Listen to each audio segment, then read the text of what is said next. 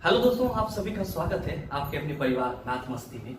मैं हूं आलोक सिंह आतिश और आज के इस वीडियो सेशन में हम लोग बात करने वाले हैं प्रकाश से संबंधित कुछ बेसिक और इम्पोर्टेंट बातें जो आपके हर एक एग्जाम में आती है। जैसे कि दोस्तों, प्रकाश की परिभाषा, प्रकाश की दोहरी प्रकृति, तरंग व कण, इसको आप लोग डुअल नेचर ऑफ लाइट के नाम से जानते होंगे। प्रकाश की चाल बहुत बेसिक चीज है लेकिन आती है, हर एक एग्जाम में आती है। प्रकाश का सरल रेखीय गमन, ये भी बहुत ही बेसिक सा चीज है, इस पे भी बहुत सारे क्वेश्चन आते हैं। दोस्तों, इन सारे टॉपिक का डिस्कशन आज की सेशन में करेंगे, लेकिन उससे पहले थंबनेल की बातों को डिस्कस कर लेते हैं। जैसा कि मैंने आपको थंबनेल पे बताया कि प्रकाश एक अद्भुत ऊर्जा है। प्रकाश क्या है आपका कि एक अद्भुत ऊर्जा है, एक अद्भुत ऊर्जा है जिसके बिना आप अंधा हो। प्रकाश एक अद्भुत ऊर्जा है इसलिए क्योंकि हमारे पास जितने भी अंग हैं उन सबको सुचारू रूप से काम करने के लिए कोई ना कोई ऊर्जा की जरूरत होती है और हमारे आंख को प्रकाश ऊर्जा की जरूरत होती है। और हम लोग किसी भी वस्तु को देख पाते हैं, वो प्रकाश के परावर्तन की घटना है। और आपको मालूम होना चाहिए कि प्रकाश और आंख एक दूसरे के क्या होते हैं, पूरक होते हैं। एक दूसरे के बिना वो अधूरा है। सो सिंपल कह सकते हैं हम लोग कि अगर प्रकाश नहीं होगा तो परावर्तन की घटना नहीं होगी, और परावर्तन की घटना नहीं होगी तो हम लोग उस वस्तु को नहीं देख पाएंगे, और हम लोग आंख रहते हुए भी क्या कहलाएंगे, अंधा कहलाएंगे। आइए दोस्तों, अब हम लोग अपने एक एक करके सारे टॉपिक को देख लेते हैं। पहला है दोस्तों कि प्रकाश की परिभाषा। पहले टॉपिक को हम लोग क्लियर करते हैं। अगर आप नोट्स बना रहे हैं तो आप नोट्स बनाते चलिएगा, क्योंकि सारी बातें इंपॉर्टेंट है और आपके हर एक एग्जाम में आएगा ये चीज। अब आता है कि सर प्रकाश को हम लोग डिफाइन कैसे करेंगे, प्रकाश का परिभाषा कैसे देते हैं। तो हमने आपको अभी जस्ट बताया कि प्रकाश जो है ऊर्जा का एक रूप है, एनर्जी का एक फॉर्म है। तो आप ये कह सकते हो कि प्रकाश एक प्रकार का ऊर्जा है, एक प्रकार का ऊर्जा है, ऊर्जा है जो विद्युत चुंबकीय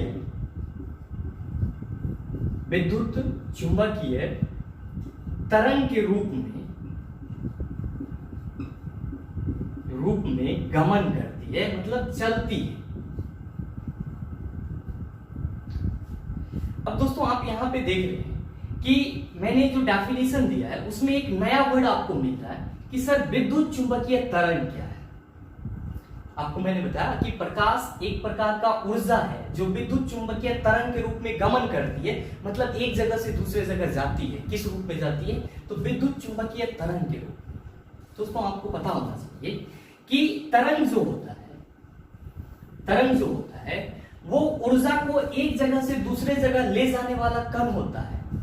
और तरंग दो प्रकार के होते हैं। पहला मैकेनिकल वेव्स, जिसको हम लोग यांत्रिक तरंग बोलते हैं, और एक दूसरा होता है आपका नॉन मैकेनिकल वेव्स। कौन सा होता है, नॉन मैकेनिकल वेव्स, जिसको हम लोग अयांत्रिक तरंग कहते हैं। और इसी अयांत्रिक तरंग में आपका कौन आ जाता है, विद्युत चुंबकीय तरंग आ जाता है। कौन आ जाता है, विद्युत चुंबकीय तरंग आ जाता है। अब आप कहेंगे कि सर यांत्रिक तरंग में कौन कौन से हैं? तो यांत्रिक तरंग में हम लोग अनुप्रस्थ और अनुदैर्ध्य की बात करते हैं। हालांकि उतना डिटेल में नहीं जाना है, जब हम लोग वेव मोशन पढ़ेंगे तब तरंग को देखेंगे। लेकिन बस इतना याद रखना है कि जितने भी यांत्रिक तरंग होते हैं, मैकेनिकल वेव्स होते हैं, उसको एक जगह से दूसरे जगह जाने के लिए माध्यम की जरूरत होती है। जबकि पता होना चाहिए आपको दोस्तों, प्रकाश को एक जगह से दूसरे जगह गमन करने के लिए माध्यम की जरूरत नहीं होती है। और जो तरंग को माध्यम की जरूरत नहीं होती एक जगह से दूसरी जगह जाने के लिए, उसको हम लोग विद्युत चुंबकीय तरंग कहते हैं, नॉन मैकेनिकल वेव कहते हैं। इसलिए मैंने यहां पे लिखा कि प्रकाश एक प्रकार का ऊर्जा है, light is the form of energy, जो आपका विद्युत चुंबकीय तरंग के रूप में एक जगह से दूसरी जगह जाता है। अब यहां से आपका एक क्वेश्चन बनता है दोस्तों, वो क्वेश्चन कौन सा आपका कि निम्नलिखित में से प्रकाश कौन सी तरंग है। तो आप क्या कहेंगे कि प्रकाश विद्युत चुंबकीय तरंग है। कौन सी तरंग है, विद्युत चुंबकीय तरंग है। नेक्स्ट आपसे एक और क्वेश्चन इस पे बनता है कि निम्नलिखित में से प्रकाश एक डैश है, ऊर्जा है, शक्ति है।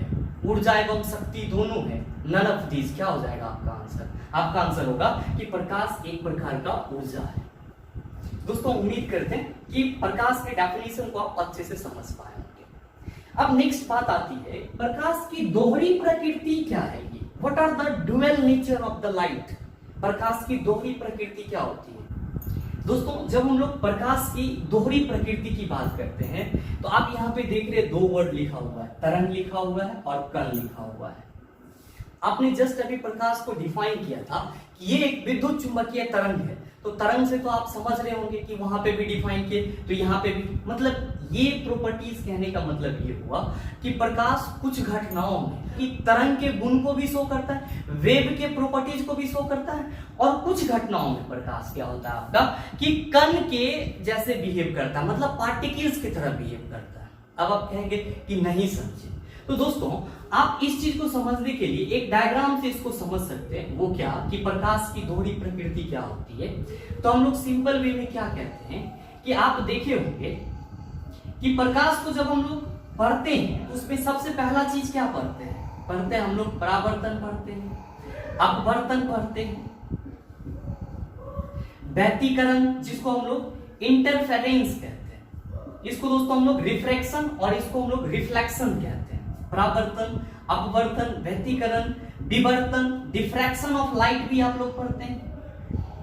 नेक्स्ट आप पढ़ते हैं डिफ्रैक्शन ऑफ लाइट के बाद प्रकाश का ध्रुवन, या ध्रुवन तो आपका व्यतिकरण एवं ध्रुवन दोनों आपका एक ही टॉपिक में क्लियर हो जाता है, तो ये यहां पे आप पढ़ते हैं डिफ्रैक्शन ऑफ लाइट। अब नेक्स्ट आप जब बात करते हैं एक अलग कैटेगरी की, तब आप प्रकाश का विद्युत प्रभाव भी पढ़ते हैं, प्रकाश का विद्युत प्रभाव भी पढ़ते हैं आप, और उसको आप क्या कहते हैं, photo electric effect of light या फोटो इलेक्ट्रिक इफेक्ट कहते हैं हम लोग, प्रकाश विद्युत प्रभाव या प्रकाश का विद्युत प्रभाव। और एक आप इस पे कॉम्पटन प्रभाव भी पढ़ते हैं, कॉम्पटन प्रभाव भी पढ़ते हैं प्रकाश में आप।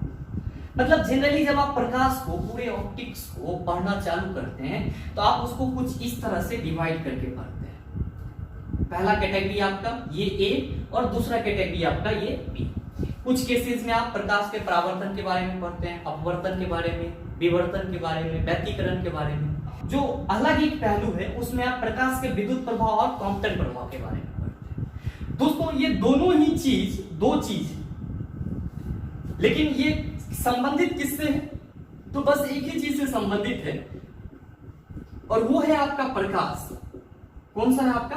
प्रकाश, जिसको हम लोग लाइट बोलते हैं। दोस्तों ये घटना जो है आपका, ये प्रकाश के विद्युत चुंबकीय तरंग सिद्धांत पर आधारित होती है। प्रकाश के विद्युत चुंबकीय तरंग सिद्धांत पर, विद्युत चुंबकीय तरंग सिद्धांत पर ये सारी घटनाएं क्या होती है? डिपेंड करती है। ये सारी घटनाएं, प्रकाश का परावर्तन, अपवर्तन, व्यतिकरण, विवर्तन, ये सारी घटनाएं प्रकाश के विद्युत चुंबकीय तरंग सिद्धांत से या तरंग सिद्धांत पर ये डिपेंड होता है, उसी के आधारित ये वर्क करता है, काम करता है। और दूसरा जो आप यहां पे देख रहे हैं प्रकाश का विद्युत प्रभाव और कॉम्पटन प्रभाव, दोस्तों ये दोनों ही घटनाएं प्रकाश का फोटोन सिद्धांत पर आधारित है। किस पे आधारित है? फोटोन सिद्धांत पे आधारित है। फोटोन सिद्धांत बोलते हैं। अब आप कहेंगे कि सर ये फोटोन सिद्धांत क्या है? तो हम लोग कहते हैं प्रकाश का गमन ऊर्जा के एक छोटे छोटे पैकेट के रूप में होता है, ऊर्जा के एक छोटे छोटे बंडल के रूप में होता है, और जिसको हम लोग क्या कहते हैं? फोटोन कहते हैं। क्या कहते हैं हम लोग? फोटोन कहते हैं। और उस फोटोन का जो गुण होता है, उसका जो प्रकृति होता है, वो बिल्कुल कैसे होता है? कण के जैसा होता है, पार्टिकल्स के जैसा होता है। किसके जैसा होता है? पार्टिकल्स के जैसा, कण के जैसा होता है। फलतः हम लोग क्या कहते हैं कि ये जो आप देख रहे हैं कि ये कुछ घटनाओं में वेव की तरह बिहेव कर रहा है और कुछ घटनाओं में आपका कण की तरह बिहेव कर रहा है, तो यही प्रकाश की दो प्रकृति है, जिसके चलते हम लोग कहते हैं कि प्रकाश दोहरी प्रकृति वाली होती है। मतलब वो तरंग के गुण को भी शो करती है और कण के गुण को भी शो करती है। अब इस पे जब आपसे क्वेश्चन पूछा जाता है कि प्रकाश की दोहरी प्रकृति क्या होती है, तो आप सिंपल कह सकते हैं क्या कि प्रकाश कुछ घटनाओं में तरंग के तरह बिहेव करता है और कुछ घटनाओं में वो कणों के तरह बिहेव करता है, मतलब पार्टिकल्स की तरह बिहेव करता है, जिसके चलते हम लोग प्रकाश को क्या कहते हैं कि प्रकाश डुअल नेचर वाले होते हैं, दोहरी प्रकृति वाले होते हैं। अब आपसे ये क्वेश्चन अगर पार्टिकुलरेट करके पूछे, अलग अलग करके पूछे कि प्रकाश के विद्युत चुंबकीय तरंग सिद्धांत पर प्रकाश की कौन सी घटनाएं आधारित है, तो परावर्तन, अपवर्तन, व्यतिकरण, विवर्तन एवं ध्रुवण।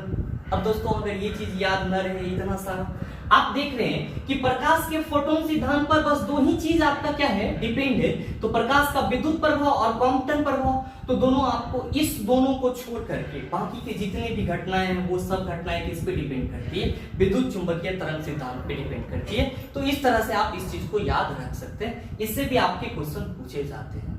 क्या क्वेश्चन पूछे जाते हैं कि प्रकाश का विद्युत प्रभाव निम्नलिखित में से किस सिद्धांत पर आधारित होता है, तो आपका आंसर क्या हो जाएगा, प्रकाश के फोटोन सिद्धांत पर आधारित होता है। किस सिद्धांत पे आधारित होता है, प्रकाश के फोटोन सिद्धांत पे आधारित होता है। आपसे एक और क्वेश्चन इससे बन सकता है कि प्रकाश की विवर्तन की घटना निम्नलिखित में से किस सिद्धांत पर काम करती है, तो प्रकाश के विद्युत चुंबकीय तरंग सिद्धांत पे काम करती है। तो दोस्तों आपसे इस टाइप के क्वेश्चन पूछे जा सकते हैं। एक चीज और याद रखेंगे, ये आपसे बराबर पूछा जाता है कि प्रकाश का फोटोन सिद्धांत का खोज किसने किया था, तो आप सिंपल याद रखेंगे आइंस्टीन ने किया था। किसने किया था, आइंस्टीन ने किया था। और आपसे अगर कभी पूछा जाए कि प्रकाश के तरंग सिद्धांत का अगर सिर्फ वेव थ्योरी पूछा जाए, तो आप किसका नाम लेंगे, हाइजेन का नाम लेंगे। किसका नाम लेंगे, हाइजेन का। लेकिन अगर पूछा जाए कि विद्युत चुंबकीय, प्रकाश के विद्युत चुंबकीय तरंग का गणितीय सिद्धांत का प्रतिपादन कौन किया या कौन खोजा था, तो आप कहेंगे मैक्सवेल ने खोजा था। तो इस चीज को अगर आप नोट डाउन करना चाहते हैं तो कर सकते हैं। उम्मीद करते हैं कि प्रकाश की दोहरी प्रकृति को भी आप समझ पा रहे होंगे। अब हम लोग नेक्स्ट बात कर लेते हैं प्रकाश की चाल का।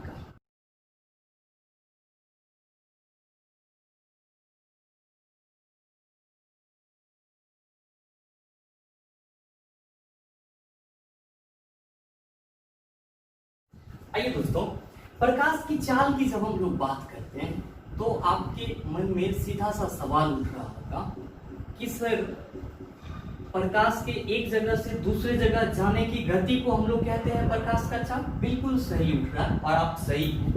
मतलब प्रकाश जिस वेग से एक जगह से दूसरे जगह गमन करता है, एक जगह से दूसरे जगह जाता है, दोस्तों उसी को हम लोग प्रकाश की चाल कहते हैं। उसी को हम लोग क्या कहते हैं, प्रकाश की चाल कहते हैं। दोस्तों आपको पता होना चाहिए प्रकाश को एक जगह से दूसरी जगह जाने के लिए माध्यम की जरूरत नहीं होती है। इसको आपको मालूम होना चाहिए कि आपके पास तीन तरह के माध्यम हैं, ठोस, द्रव और गैस। और प्रकाश को इन तीनों माध्यम में से किसी भी माध्यम की जरूरत नहीं होती एक जगह से दूसरी जगह जाने के लिए। मतलब हम लोग क्या कहते हैं कि प्रकाश निर्वात में गमन करती है। किसमें गमन करती है, निर्वात में गमन करती है, वैक्यूम में गमन करती है। वैक्यूम क्या होता है, निर्वात क्या होता है, निर्वात आपका एक ऐसा युक्ति होता है जिसमें हवा का प्रतिरोध बिल्कुल भी नहीं होता है। मतलब उसमें आपको कोई भी प्रतिरोध उत्पन्न नहीं कर सकता, आपके रास्ते में कोई भी अवरोध नहीं आ सकता, हवा भी नहीं आ सकता। मतलब किसी आप ट्यूब से जब हवा को निकाल देते हैं तो वो ट्यूब आपका कैसा काम करता है, निर्वात की तरह। और दोस्तों प्रकाश जो है वो किसमें गमन करती है, निर्वात में गमन करती है। इसको माध्यम की जरूरत नहीं होती, ये बिना माध्यम के भी चल सकता है। और जब ये निर्वात में गमन करती है तब दोस्तों इसकी जो स्पीड होती है वो होती है 3 × 10⁸ मीटर पर सेकेंड, जो आपके एग्जाम में बार बार पूछा जाता है। आपसे अगर आप क्वेश्चन पूछा जाए कि प्रकाश की चाल निर्वात में कितनी होती है, तो आप क्या कहेंगे, 3 × 10⁸ मीटर पर सेकेंड। कितनी होती है, 3 × 10⁸ मीटर पर सेकेंड। और दोस्तों याद रखिए ये प्रकाश की मतलब तेज गति है, ये लाइट का तेज गति है। लाइट सबसे ज्यादा तेज, सबसे ज्यादा फास्ट किसमें चलती है, निर्वात में चलती है। और अगर लाइट की चाल की तुलना अगर हम किसी दूसरी चीज में करते हैं, निर्वात को छोड़ करके किसी और जगह बात करते हैं, जैसे कि हम बात कर ले किसकी, हम बात कर ले कांच की, या हम फिर बात कर ले पानी की, या फिर हम बात कर ले हवा की। अगर हम लोग प्रकाश की चाल को निर्वात में छोड़ करके इन तीनों में अगर हम बात करते हैं इस तीनों में क्या होगा, तो आप देखेंगे कि इस तीनों में डिफरेंसेस आ जाते हैं। और वो डिफरेंस कितने का होता है कि ऐसा माना जाता है कि निर्वात में ये सबसे तेजी से चल रही है, तो जैसे ही निर्वात को छोड़ करके इसको कोई और माध्यम मिलता है, जैसे कि हवा मिलता है, तो प्रकाश की जो चाल होती है दोस्तों वो 0.03% कम हो जाती है। कितनी परसेंट कम हो जाती है? 0.03% कम हो जाती है। और दोस्तों जब वही प्रकाश आपका पानी में चलता है तो उसकी चाल 25% कम हो जाती है। किसके तुलना में? निर्वात के तुलना में, वैक्यूम की तुलना में।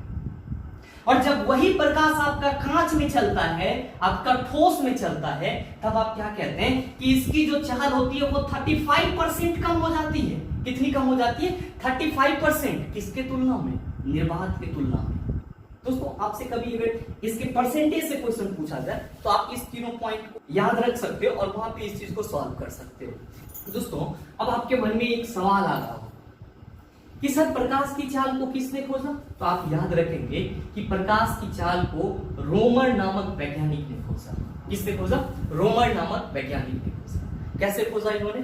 इन्होंने बृहस्पति ग्रह के उपग्रह पर लगने वाले ग्रहण, बृहस्पति ग्रह के उपग्रह पर लगने वाले ग्रहण के बीच का जो समय था, दो ग्रहण के बीच का जो समय था, उस चीज से ये मालूम करा कि प्रकाश की चाल कितनी होती है। तो उन्होंने इस पे रिसर्च करके बताया कि प्रकाश की चाल जो निर्वात में होती है वो कितनी होती है? 3 × 10⁸ मीटर पर सेकेंड। अब इस तरह से ये इसकी सारी तुलनात्मक होने लगी। जब भी हम लोग अब किसी भी माध्यम में प्रकाश की चाल की बात करते हैं तो निर्वात से उसकी तुलना करते हैं। तो आपसे ये क्वेश्चन पूछा जाता है कि निम्नलिखित में से प्रकाश की चाल के बारे में बताने वाले कौन थे? तो रोमर नामक वैज्ञानिक थे। प्रकाश का चाल निर्वात में कितना होता है? 3 × 10⁸ मीटर पर सेकेंड। प्रकाश की चाल निर्वात की तुलना में पानी में कितना कम होता है? तो आप कह सकते हैं 25% कम होता है। कितना कम होता है? 25% कम होता है। हवा में कितना कम होता है? तो आप कह सकते हैं 0.03% कम होता है। अब दोस्तों एक और इस पे प्रकाश की चाल से संबंधित ही क्वेश्चन पूछे जाते हैं। जैसे कि आप देख रहे हैं कि ये आपका अर्थ है, ये आपका क्या है? अर्थ है। अब आपको दो चीज से प्रकाश मिलता है। पहला सन से मिलता है और दूसरा आपका मून से मिलता है, चंद्रमा से मिलता है। तो दोस्तों आपके एग्जाम में क्वेश्चन पूछा जाता है कि सूर्य से पृथ्वी पर प्रकाश कितने समय में पहुंचता है? सूर्य से पृथ्वी पर प्रकाश कितने समय में पहुंचता है? तो आप याद रखेंगे कि सूर्य से पृथ्वी पर प्रकाश जो है आपका 499 सेकेंड में पहुंचता है। मतलब कितना? 8 मिनट 19 सेकेंड की बात कर रहे हैं। कितना की बात कर रहे हैं? 8 मिनट 19 सेकेंड की बात कर रहे हैं। मतलब क्या कि आपका जो सूर्य से प्रकाश को पृथ्वी तक पहुंचने में समय लगता है वो कितना समय लगता है? 8 मिनट 19 सेकेंड। अब आप कहेंगे कि सर चंद्रमा से कितना टाइम लगता है? तो चंद्रमा से प्रकाश जो है पृथ्वी पर 1.28 सेकेंड में पहुंच जाता है। तो आपका ये दो क्वेश्चन भी बन पड़ता है कि प्रकाश की किरणों का सूर्य से पृथ्वी तक आने में कितना समय लगता है? तो 8 मिनट 19 सेकेंड का समय लगता है। अब आपसे पूछा जा सकता है कि चंद्रमा से प्रकाश की किरणों को पृथ्वी पर आने में कितना समय लगता है? तो आप कह सकते हैं 1.28 सेकेंड, 28 सेकेंड, 28 नहीं कहेंगे, 1.28 सेकेंड। दोस्तों अगर प्रकाश की चाल से संबंधित क्वेश्चन आपसे पूछे जाते हैं तो इतना से ही आपका कवर हो जाता है। नेक्स्ट बात आती है कि कभी कभी आपसे प्रकाश की चाल से संबंधित क्वेश्चन पूछने में आपसे क्या होता है कि पानी में सीधे प्रकाश की चाल पूछ लिया जाता है। तो आप कुछ नहीं करेंगे, 2.25 × 10⁸ मीटर पर सेकेंड आपको जहां दिखेगा आप उसको टिक कर देंगे। तो ये आपसे पूछा जाता है, अगर कभी मिले तो आप इसको सही कर सकते हैं। ये आपका सही आंसर है।